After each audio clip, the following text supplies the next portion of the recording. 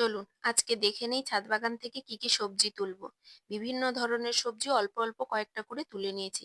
আর শুরুতেই দেখুন একটা ফুলের ওপরে কত সুন্দর প্রজাপতি টাইপেরই ছোট মথ বসেছে, দেখতেও খুব সুন্দর লেগেছে। পাশাপাশি আরো কিছু শিউলি ফুলও ফুটেছে।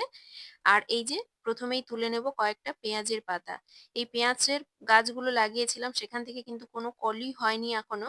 আর তবে বেশ কয়েকবার আমি এর আগেও অনেকবার পেঁয়াজ পাতা তুলে নিয়েছি। অল্প কয়েকটা ডগা তুলে নিলেই আমাদের হয়ে যায়। তবে পেঁয়াজ পাতাটা তুলেছিলাম আজকে একটু পকোড়া বানাবো বলে, যেখানে কিছু ডাল আমি ভিজিয়ে রেখেছিলাম, তার সঙ্গে পেঁয়াজ পাতা দিয়েছিলাম।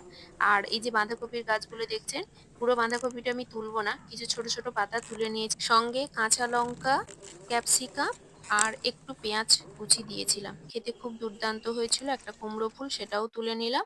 আর পাশাপাশি একটা লাউও তুলে নিয়েছিলাম। তবে গাছে এখনো বেশ কিছু লাউ রয়েছে। আজকের এই লাউটাই তুলে নিলাম, একটু বড় হয়েছে দেখেই তুলে নিলাম। দেখতে খুব সুন্দর লাগছে। আর গাছ থেকে তুলে খাওয়ার মজাই তো আলাদা। একসঙ্গে এখনো ৩ টে লাউ রয়েছে গাছের মধ্যে।